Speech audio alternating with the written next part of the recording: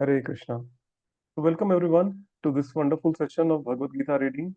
Um, Last week, due to some unavoidable seva which had come up, at the last moment, I was not able to conduct this session. But nevertheless, we will start this week and continue from where we had left off. Okay. So we are discussing chapter number 3 of the Bhagavad Gita, the Karma Yoga, and the shlokas which we will be discussing today are shloka number 22 and 23. Okay, so without further delay, let's perform some pranam mantras first to invoke auspiciousness. Those who know can repeat after me. Those who don't can just listen very intently because listening is also very, very purifying. Om Ajnanatimirandhasya Jnananjana Chakshurunmilitam Yena Tasmai Shri Guruve Namaha Shri Chaitanya Manobhishtam Sthapitam Yena Bhutale Swayam Rupaha Kadamahayam Dadati Swapadantikam Vandeham Shri Gururo Shri Yuta Padakamalam Shri Gurun Vaishnavamscha Shri Rupam Sagrajatam Sahagana Raghunathanvitam Tam Sajivam साद्वैतम सावधूतम परिजन सहितम कृष्ण चैतन्य देवम श्री राधा कृष्ण पादान सहगण ललिता श्री विशाखान्वितांश्च हे कृष्ण करुणा सिंधु दीन बंधु जगतपते गोपेश गोपिका कांत राधा कांत नमस्तुते तप्त कांचन गौरांगी राधे वृंदावनेश्वरी वृषभानुसुते देवी प्रणमामि हरिप्रिय वाञ्छाकल्पतरुभ्यश्च कृपा सिन्धुभ्य एव च पतितानां पावनेभ्यो वैष्णवेभ्यो नमो नमः नमो महावदन्याय कृष्णप्रेमप्रदायते कृष्णाय कृष्णचैतन्य नाम्ने गौरत्विषे नमः नमो ॐ विष्णुपादाय कृष्णपृष्ठाय भूतले श्रीमते भक्तिवेदान्त स्वामिनिति नामिने नमस्ते सारस्वते देवे गौरवाणी प्रचारिणे निर्विशेषा शून्यवादी पाश्चात्य देशतारिणे जय श्री कृष्ण चैतन्य प्रभु नित्यानंद श्री अद्वैत गदाधर श्रीवास आदि गौर भक्तवृंद हरे कृष्ण कृष्ण कृष्ण हरे हरे हरे राम राम राम हरे हरे मूकं करोति वाचालं पंगुं लंघते गिरि यत्कृपातमहं वन्दे श्रीगुरुं दीनतारिणं परमानंद माधवं श्री चैतन्यमीश्वरम् हरि ओम हरे Krishna Okay.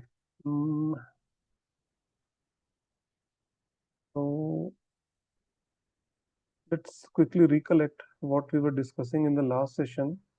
I think in the last session, verse number 21 we discussed, right? Verse number 21, we saw that how Lord Sri Krishna was giving the example of Janak Maharaj, right? That he said that he was a self-realized soul and he had no obligations to perform any of his prescribed duties. Okay, yet he attained perfection by following the prescribed duties. He didn't give up on the prescribed duties, right? Why? Just to set a good example. And in this verse also, Krishna will give a very intimate example, an example about himself. Yes. And in this way, he will try to inspire Arjun to follow the prescribed duties and not give up his, Kshatriya duty of fighting the war. Okay. So let's read the shloka first. We will go through the keywords and then we will read the translation also. Let me share my screen real quick.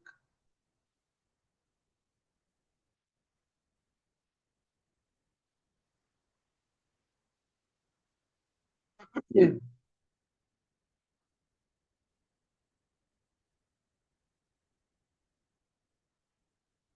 Hope it's visible now.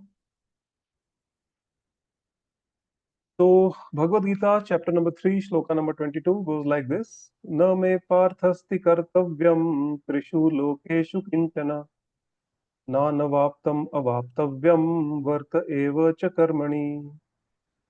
न मे पार्थस्ति कर्तव्यम त्रिषु लोकेषु किंचन नानवाप्तम अवाप्तव्यम वर्त एव च कर्मणि.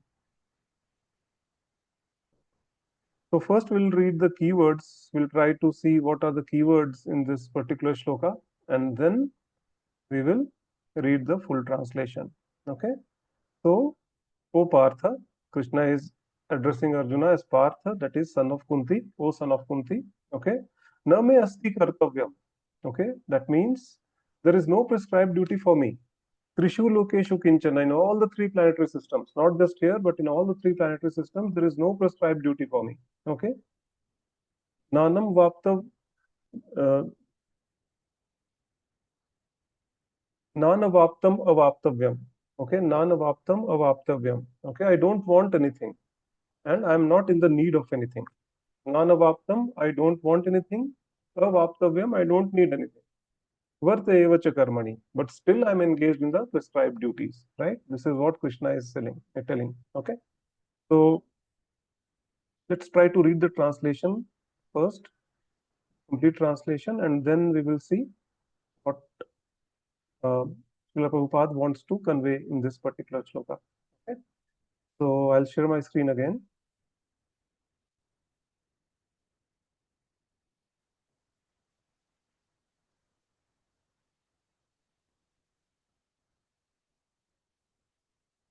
Translation goes like this: O son of Pritha, there is no work prescribed for me within all the three planetary systems, nor I am in the want of anything, nor I have a need to obtain anything, and yet I am engaged in the prescribed duty.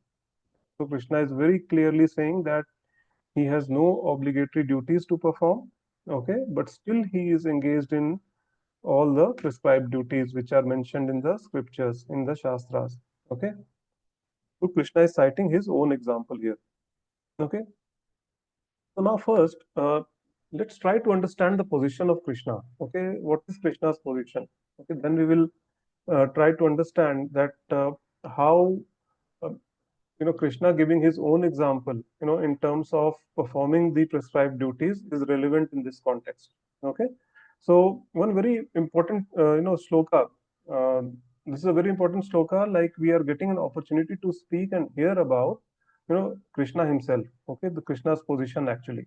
Okay, so who is Krishna? This is the main first question we'll try to address. Okay, so here he is saying that there is no work prescribed for me at all, not just here, but in all the three planetary systems. Okay, there is no work prescribed for me. Okay, so only the person who is the supreme or who is the topmost, okay, can make such a claim. Okay, so Krishna here is the personality from whom everything emanates. Okay, and this is not just uh, our conception. Okay, but it's also Krishna himself is clarifying this in the Bhagavad Gita. In the 10th chapter, 8th verse, Krishna says, Aham sarvasya prabhavo matta sarvam pravartate. Iti matva bhajante mam buddha bhava samanvita. Right? Aham sarvasya prabhavo, Krishna is saying. That means everything emanates from me. Okay? Matta sarvam pravartate, and I am the cause of everything. Okay? Iti matva bhajante mam. Those people who understand this, buddha bhava samanvita. Okay? They actually worship me by their intelligence. Okay, and further, when once we go towards 17th and 18th chapter, Krishna clarifies that person who worships me by his intelligence, such a person is very dear to me. Okay, so if we are worshipping Krishna out of emotion or out of sentiment, that is also good. Okay, but if anyone worships Krishna by the intelligence, by fully knowing who Krishna is, what is the position of Krishna, okay, what is our position in respect to him, okay, with this kind of knowledge, if we are worshipping Krishna, okay, just because he is Krishna, okay, not for the want of anything material, okay, then such a person is very, very dear to Krishna. That is what Krishna is confirming. Okay, so this is what Sloka number 10 of the Bhagavad Gita will tell us, that Krishna is the cause of all causes. Everything emanates from him, not just material, but also the spiritual world. Okay, it emanates from Krishna. Okay, and the same thing is said by Lord Brahma also in the Brahma Samhita, right? Lord Brahma says, Ishvara Paramah Krishna, Satchidananda Vigraha, Anadir Adir Govinda, Sarvakaran Karanam. Okay, that means Ishvara Paramah Krishna. Okay, there is only one supreme personality, and his name is Krishna. Okay, one supreme controller. Ishvara means controller. So one supreme controller is there, and his name is Krishna. Ishvara Parama Krishna. Satchidananda Vigraha. His form is eternal, full of knowledge and full of bliss. Okay, Satchid and Anand. Okay, that is the meaning. And Vigraha means form. Form. The form of Krishna is eternal. It's full of knowledge and full of bliss. Okay, Ishvara Parama Krishna Satchid Ananda Vigraha Anadir Adir Govinda. Okay, this personality Govinda, he has neither any beginning nor any end.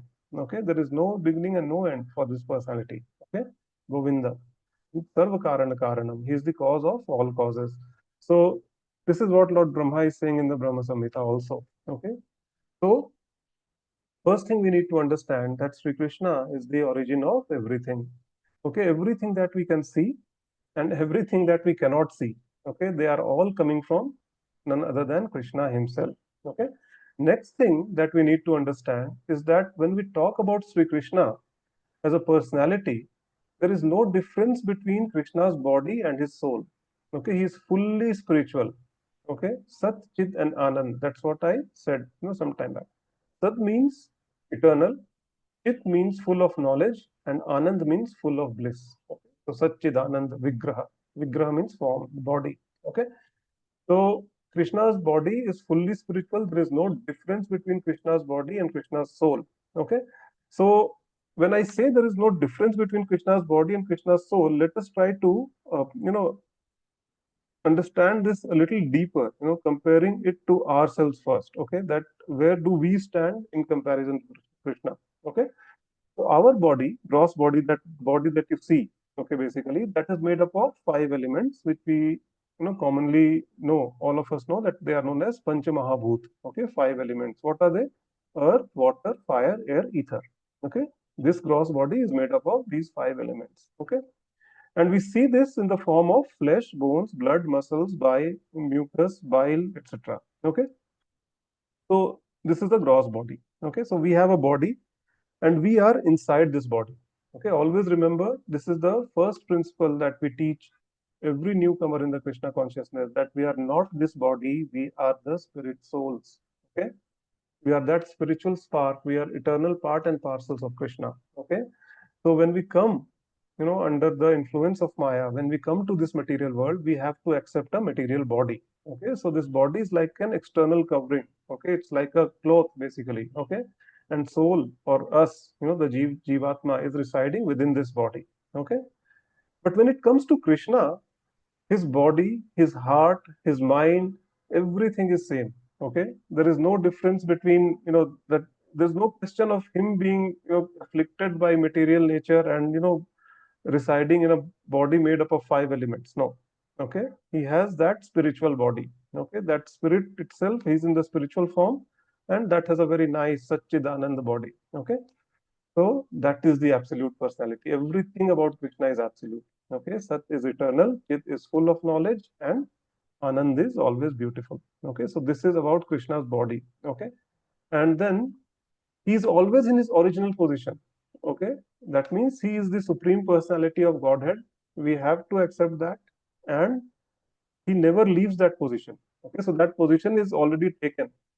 So any person who is in a delusion that one day he or she will become a god, right?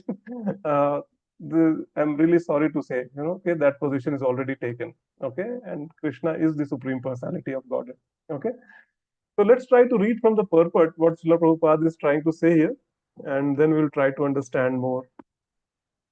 Okay, so. hmm.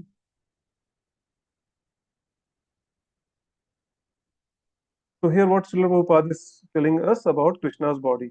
Okay. He does not possess any a bodily form like that of an ordinary living entity. There is no difference between his body and his soul. Okay. He is absolute. His senses are transcendental. Any one of his senses can perform the action of any other sense. Okay, very important thing. That means if Krishna wants to eat something, he doesn't need to eat like us, through the mouth only. He can just glance at the food and he can be satisfied with that, right? So his any of the senses can perform the function of other sense. Okay, his potencies are multifarious, and thus his deeds are automatically performed as natural sequence. Okay, So this is a very nice quotation Prabhupada is giving from Shvetashvatara Upanishad. Okay, verse number 6.7 to verse number 8. Okay, this is the actual reference. Okay.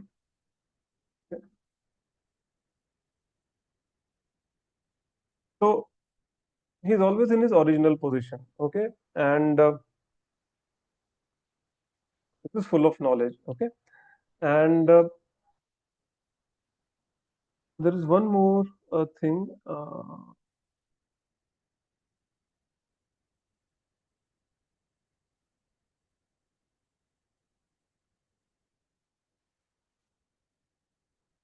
There is no one greater than him, and he is the supreme cause of all causes. Okay, that means no one is greater than him or no one is equal to him. Okay, so we have to understand this is a very important point. And I can narrate or quote a very nice pastime of Devaki and Vasudev. Okay, they were parents of Krishna, as we all know. Okay, when Krishna appeared, but how did Krishna become their child? Okay, so there's a story behind that. Okay, so when Devaki and Vasudev, in their previous lives, they were actually very great devotees of Krishna. Okay, Lord Sri Krishna, and they wanted Sri Krishna as their child. So what happened? That they performed a lot of tapasya, a lot of austerities they did. Okay, and finally Krishna was very pleased by their austerities that they performed, and he appeared in front of them. Okay, and very intelligently, these two people, they asked for a benediction from Krishna. Okay, and what was that benediction? That we want you as our child. Okay, we want a child like you. Okay, sorry, they said that we want a child like you.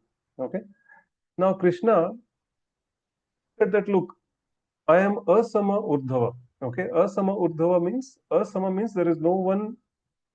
Sama means equal. Okay, so there is no one equal to me, and urdhava means above, and there is no one above me. Okay, no one is equal to me or no one is greater than me. So Krishna is also known as asama urdhava. Okay, so now what to do? Okay, you want a child like me, it's not possible. Okay, that someone who is equal to me or who is greater than me, no one is qualified to take that position. Okay, so what can we do now? So Krishna said, okay, let me solve this problem. I will myself become your child. Okay, in the next yuga, when you both will appear as Devaki and Vasudev, I'll become your child. Okay, and this way, Krishna appeared as Lord Sri Krishna in the Dwapar Yuga. We all know that, right? So from this particular pastime and this particular line of the purport, we can clearly understand that that there is no one equal to Sri Krishna or no one greater than Sri Krishna. Okay, this is another very important point to understand. Okay, then we will read from the purport again. His potencies are multifarious, and thus his deeds are automatically performed as a natural sequence. Okay, that means he has multifarious potencies, okay, unlimited potencies, okay, many different energies which are all working around, okay, in all different planetary systems, not just Earth, okay, Earth planetary system, but all the different planetary systems across all the universes. Okay, we know Srimad Bhagavatam gives us a complete knowledge about the creation of this material world. Okay, and there is something known as Vedic cosmology. Okay, it will give you an idea about how many planetary systems are there. And Srimad Bhagavatam also tells us that there are innumerable universes. Okay, and each of them has a presiding deity, who is known as Lord Brahma, and so on and so forth. There are a lot of descriptions, so we'll not get into those details right now. But the point which I'm trying to make here is that Krishna has multiple energies with different energies, okay, and they all are working around in all the different planetary systems across all the universes, and his energies are taking care of various things that we see in our day-to-day lives. Okay, so we need to understand. Okay, one thing. Let's read from the purport again. Okay.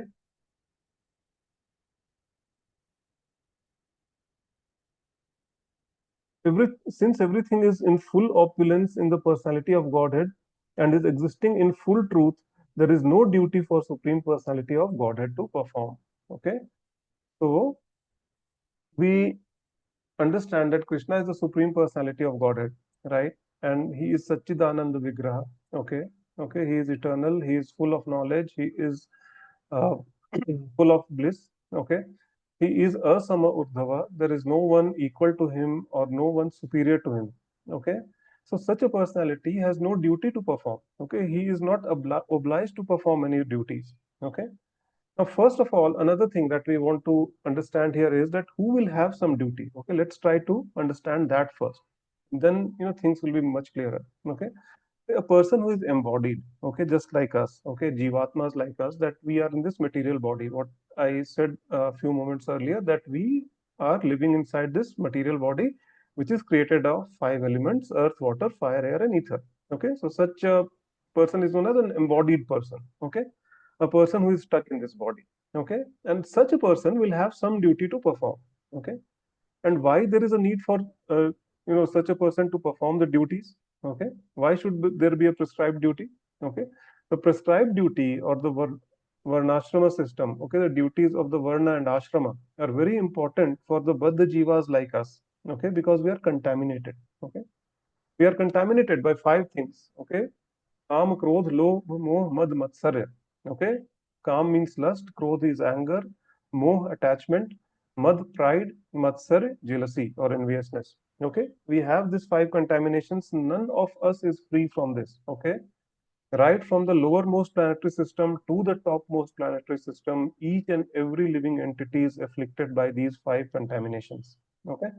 And we need to purify ourselves if we want to get rid of this material body once and for all. Okay, we want to break this cycle of life and death and go back home, back to Krishna. Okay, then we need to purify ourselves. Okay, and all these duties which are given in the shastras will purify us. Okay, that is the reason why these prescribed duties have been given to us by the shastra. Okay, and it will help the person to march towards the ultimate goal of life, which is to break the cycle of birth and death. Okay, so this is the reason why a person has to, an embodied person has to perform some duty. Okay, but when it comes to Krishna, first of all, where will he march to?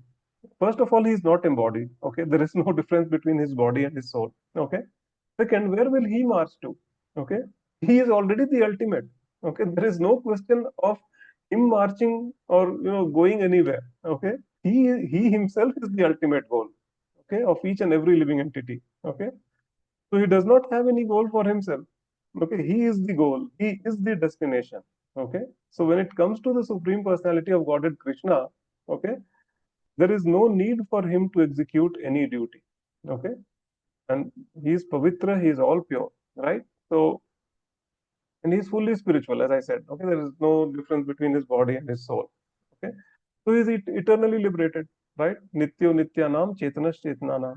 Okay, he is completely and eternally liberated. Okay, so this is what is spoken here, that he does not have any duty to perform. Okay, so let's continue from the purport. One who must receive the results of the work has some designated duty, but one who has nothing to achieve within the three planetary systems has certainly no duty. Okay, that means, let me cite one example actually to explain this. That, say, example of an IT professional. Okay? So why does he go to work? An IT professional, why does he go to work? Or any person for that matter, not necessarily IT professional, but any person, like we generally go to work. Why do we go to work? Okay, why do we have to do so? Only one reason. Okay, and that reason is that person wants to earn some money. Okay, he is in need of money. Okay, there is no question about it. Okay, he's in need of some food, shelter, clothing, etc., so on and so forth, right? So he's going there, going to the office, going to a workplace where he is offering some services, and then in turn he's getting some money. Okay, clear. But when it comes to Sri Krishna, everything belongs to him. Okay, he is the owner and he is the proprietor of everything material and spiritual. Okay, so what does he need? He doesn't need anything, right? So he is completely and absolutely independent. Okay, in the first sloka of Srimad Bhagavatam, Krishna is referred to as Swarat. Okay, Swarat means independent. Okay, and he is not dependent on anyone. Okay, if we closely analyze, ourselves, okay, someone or the other is at the top of us. Okay, who is giving us directions and we have to just follow. Okay, maybe say starting from the home, the kids, parents are there on top of them. Okay, for parents, the grandparents are there. Okay, and like this, that hierarchy is there. Correct. In our offices, when we are working, the employee is there, the supervisor is there, supervisor's supervisor is there, and there's a high hierarchy there. Even if a person is, like says that, okay, I'm not reporting to anyone, okay, I'm completely independent, still he's under the laws of the government, okay, the country in which he or she is residing, right? They are under the law of that government, that state, correct? Even let's assume that a person says that, okay, I'm above the laws of any government in any world, right? Still such a person is under the laws of material nature and no one can escape that. Okay, no one can escape that. So in a way we are always dependent. Okay, we are always dependent, but Krishna is always independent. Okay, that is the biggest difference between us and Sri Krishna. Krishna is not dependent on anyone. Okay, whereas all the other living entities are completely dependent upon Sri Krishna. Okay, so he does not need anything or anyone. He is Atmaram, right? He is completely independent. So why does he need to work, right? So let's see what Prabhupada is saying in the purport. Okay,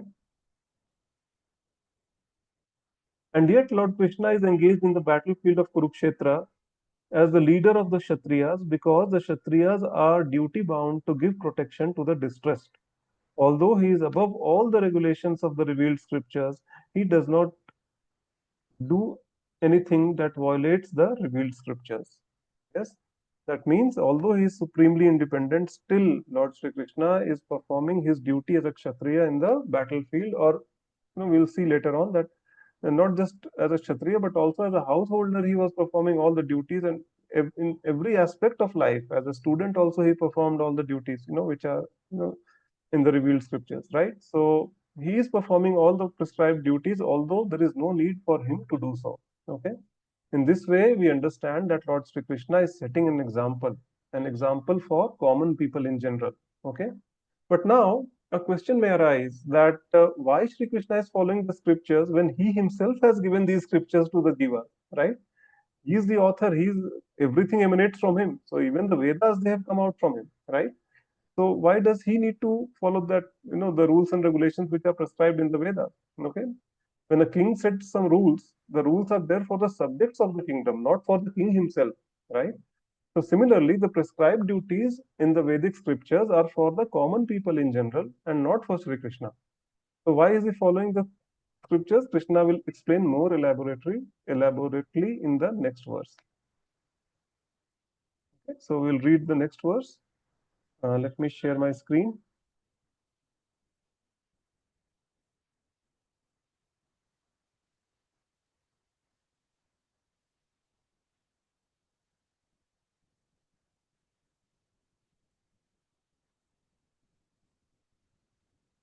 Okay, chapter number 3, verse number 23 goes like this. यदि ह्यहं न वर्तेयं जातु कर्मण्यतन्द्रितः मम वर्तमानुवर्तन्ते मनुष्याः पार्थ सर्वशः यदि ह्यहं न वर्तेयं जातु कर्मण्यतन्द्रितः मम वर्तमानुवर्तन्ते मनुष्याः पार्थ सर्वशः. So we will first have a look at the keywords and then we will try to understand. Okay.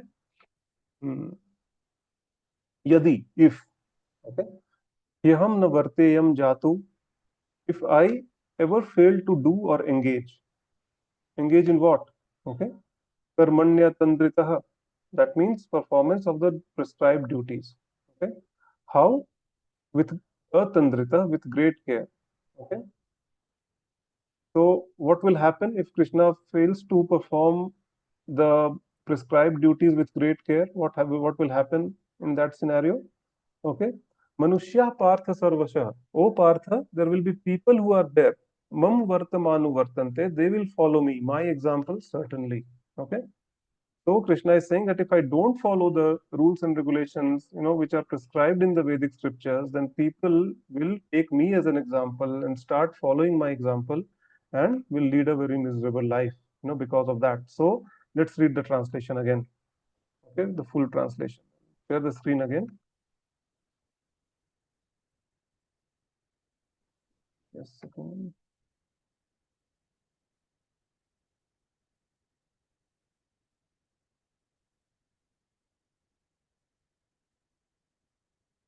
So what is Krishna saying here? For if I ever failed to engage in carefully performing prescribed duties, O Partha, certainly all men would follow my path. Okay. Krishna is saying that if I do not follow the prescribed duties, then everyone will follow the same path, okay? And which is very, very dangerous for any living entity. Okay, not following the prescribed duties. So here Sri Krishna is clarifying, okay, that why is he following the prescribed duties in spite of the fact that he is not bound to do so. Okay, so just to set an example for everyone. This we have seen partially in the previous verse also. Here he is will be elaborating this one. So Sri Krishna, so here Srila Prabhupada is basically making a very important point in the purport. Okay, let's try to read the purport. Although such rules and regulations are for the conditioned souls and not Lord Sri Krishna, because he descended to establish the principles of religion, he followed the prescribed rules. Okay. यदा यदा हि धर्मस्य ग्लानिर्भवति भारत अभ्युत्थानम् अधर्मस्य तदात्मानं सृजाम्यहम् परित्राणाय साधूनां विनाशाय च दुष्कृतां धर्म संस्थापनार्थाय संभवामि युगे युगे. Okay, that wherever there will be the degradation of religion and adharma or irreligion will prevail, okay, in such a circumstances or in such a scenario, I will appear. Okay, what Krishna is saying in the Bhagavad Gita, right? And he's saying paritranaya sadhunam, to protect the sadhus, to protect the pious people. Okay, vinashaya cha dushkrita, to kill the miscreants. Okay, or the irreligious folks. Okay, and then he's saying very important thing, dharma sansthapanarthaya. Okay, that means to re-establish the principles of dharma once again. Sambhavami yuge yuge. I will appear millennium after millennium. Okay, this is the promise which Krishna is actually giving in the Bhagavad Gita. Okay, these two are the most popular verses. We all must be knowing this, but yeah, so this is the meaning. Okay, so Krishna is saying that because he is there to re-establish the principles of dharma, and if he himself is not, will not follow the Vedic principles or Vedic scriptures to set the right example, then people will not follow him. I mean, people will not follow the Vedic scriptures. People will follow his example, basically, right? So this is what Krishna is trying to clarify here. And this point, I would like to elaborate a little bit. Okay, it's an important thing. Okay, rules and regulations are mentioned in the purport. Okay, we say Vedic rules and regulations or the prescribed duties. Okay, so we must understand that the rules and regulations are for the conditioned souls. As in the previous verse, we saw that if a king makes the rule, then the rules is for the subjects of the kingdom. Okay, not for the king himself. Okay. Similarly, the rules and regulations are there for the conditioned souls like us. Okay, conditioned souls means the souls who are bound by the laws of material nature. Okay, such souls are known as conditioned souls. Okay, so to be precise, we are bound by the three modes of material nature. Okay, the mode of goodness, which is the satogun, mode of passion, rajogun, or mode of ignorance, tamogun. Okay, especially for the souls who are primarily in the mode of passion and ignorance. Okay, for them these rules and regulations are made. Okay, and what happens when someone follows the rules and regulations of the scriptures? When someone follows the Vedic scriptures, okay, then the person is saved from gliding down to the modes of passion and ignorance. See, our ultimate goal, what is our ultimate goal? Our ultimate goal is to break the cycle of birth and death and go back home, back to Sri Krishna. Okay. But we are afflicted by these three modes of material nature. Okay. Out of which the mode of goodness is at a higher platform, and the mode of ignorance and mode of passion, these two are known as the lower modes of material nature. Okay. Now, when a person is situated in either the mode of ignorance or mode of passion, okay, in such a scenario, they will not be able to perform any spiritual practice. Okay, forget about following the rules and regulations of the Vedic scriptures. They will not be interested in even chanting the names of Lord Sri Krishna. Okay, the holy names of Lord Sri Krishna. Okay, so if we want to break the cycle of birth and death. Okay, the first and foremost thing, each Jivatma needs to do is to first elevate themselves to the mode of goodness. Okay, so that such a spirit soul is primarily situated at the mode of goodness. Okay, so if we follow the rules and regulations which are prescribed in the Shastra, that those rules and regulations will prevent us from gliding down to the modes of passion and ignorance. Okay, they will help us to keep us to stay. Uh, they will help us to maintain, a spirit soul in the mode of goodness, primarily in the mode of goodness. Okay. So when one starts following the Vedic scriptures, what happens that by the mercy of the Lord, okay, they begin to elevate their consciousness, okay, higher and higher. And soon what happens, once we are primarily situated on the mode of goodness, over a period of time, what will happen by mercy of Lord Sri Krishna, we will transcend the three modes of material nature. We will come above those three modes of material nature, okay, and we will reach a point which is known as pure goodness or Shuddha Sattva, okay. And at this stage the person is liberated. Okay, even though such a person may appear to be situated in this material world, such a person may appear to be in this material body, but that person is already liberated soul. Okay, so it's really funny and ironical that people these days say that, oh, I don't want to follow any rules and regulations. Why? Because I want freedom. Okay, I want to be free. Okay, but the truth is, those who don't follow the rules and regulations of the scriptures, they are completely bound by the modes of material nature, the modes of passion and modes of ignorance. Okay, and these modes actually guide them to perform all the what to say, uh, nonsensical actions. Okay, and on the other hand, the person who follows the Vedic scripture, transcends the mode of material nature. That means such a person is actually free. Okay, such a person is enjoying the actual freedom. Okay, in following the scripture. Okay, so now tell me, where is the actual freedom? In following the scriptures or in not following the scriptures? Okay, so all this is about the conditioned souls. Okay, that people who are conditioned souls means souls like us who are embodied and who are under the laws of material nature, who are under the laws of three modes of material nature. Okay, all those who are stuck in the three modes of material nature. But when it comes to Lord Sri Krishna, he is gunatit. Okay, he is above all the three modes of material. He is not even material, right? He has created this material nature, right? He has created this material nature, right? So भूमिरापो अनलो वायु ख मनोबुद्धिरेव च अहंकार इतीयम में भिन्ना प्रकृतिरष्टधा. Okay, earth, water, fire, air, ether, mind, intelligence, and false ego. These are all my separated external energies. Okay, Krishna is saying in the Bhagavad Gita, right? So he's gunatit. He's above all these three modes of material nature. He's above the material nature itself, right? So why does he have to follow the rules and regulations? Okay, just to show the living entities, especially we, the humans, okay, that how the rules and regulations should be followed and how to transcend the three modes of material nature. Okay, how to get above the three modes of material nature. Let's read from the purport what Srila Prabhupada is trying to say here. Other, Otherwise, common men will follow his footsteps because he is the greatest authority. Yes, Supreme Personality of Godhead, right?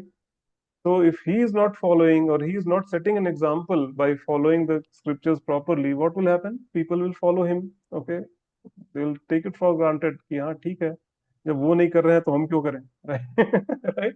So when it comes to Sri Krishna, he is the supreme personality of Godhead and he is the Sarva Karana Karanam, right? He is the cause of all causes. And who can be greater than that personality, right? No one is equal to him. No one is greater than him. We just saw, right, this term Asamauddhava, one of the names of Sri Krishna, okay, which means neither anyone is equal to him nor anyone is greater than him. Okay, we'll continue to read from the purport from Srimad Bhagavatam. It is understood that Lord Sri Krishna is performing all the religious duties at home and out of home as required by the householder.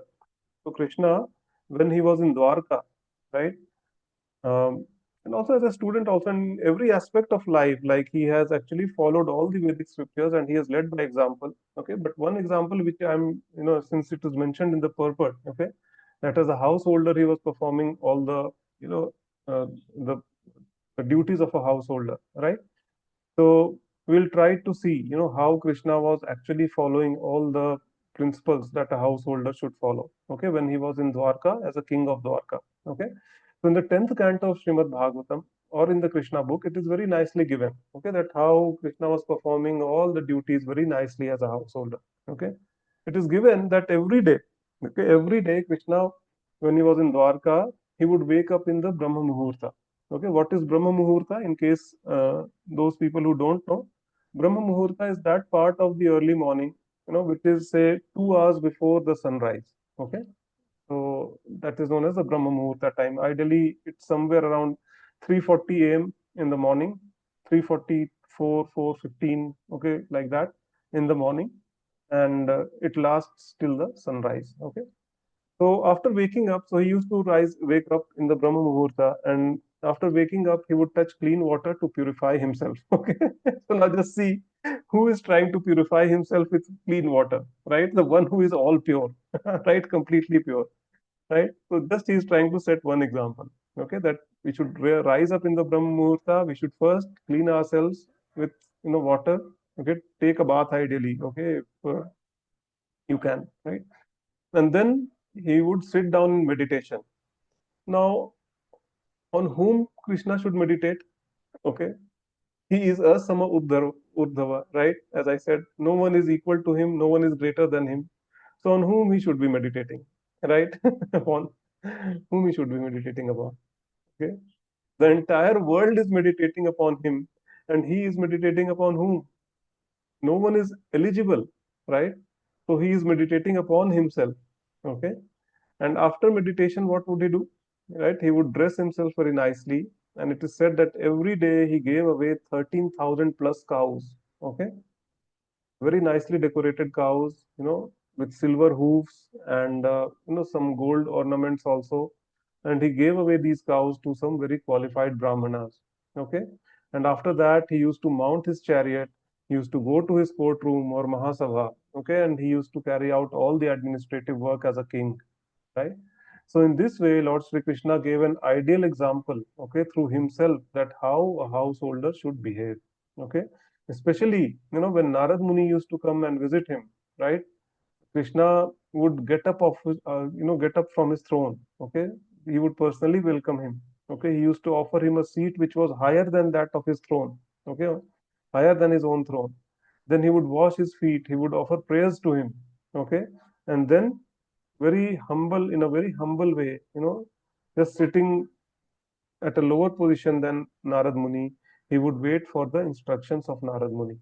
Okay, so this is called setting an example. Although Krishna had no necessity or had no obligation to do all these things, right? He is the Sarva Karana Karanam, right? He is the cause of all causes. He has created everything. The Vedas have come out of him. What is the need of him, to perform all these duties as a householder? Okay, still he is doing all these things just to set the right example. Okay, so Krishna was setting an example for all the living entities, especially for the human beings, and among the human beings, especially for the householders. Okay, so Sri Krishna is very clear in this verse that I am setting the example. Okay, O Arjuna, I am the creator. I do not need anything. I am the annihilator. I am the maintainer. I am everything. Okay. I need not follow the rules and regulations of the scriptures, but still I am doing this because if I fail to do it, the entire human society will follow that. Okay. And they will all be on the wrong path. Okay. So this is the reason I am doing it, O Arjuna, and you are also expected to do the same. Yes. So get up and fight. Okay. Don't sit here on the chariot. This is what Krishna is saying. Okay. So in the next verse, Sri Krishna will tell us what will happen if he does not follow the injunctions of the Shastra. Okay. That we will see in the next video. So I would like to pause here now. I hope all of you like this session. Okay. And if there are any questions, obviously, I expect that there must be a lot of questions. So if there are any questions, please feel free to post them in the chat box. Okay. Um, in case you want to have a more personalized interaction with me, okay, if you have any questions which you want me to specifically answer, maybe sometimes the questions may be very subjective. Okay. So in that scenario, you can connect with ISKCON Whitefield or ISKCON Kannamangala. The contact details have been given in the description box below. Okay, and we'll add you to a WhatsApp group, and I'm a part of that WhatsApp group, so we can have a more personalized interactions. Okay, and eh, just please feel free to post your questions in the chat box or in the comment sections. Okay, in the comment sections, like if I feel, I'll try to go through all the questions. I'll try to answer them personally also. Okay, as and when I get some time. But if I feel that the question is very generic one, okay, and it can benefit a large number of people in general, okay, then I may consider creating a video out of that question also.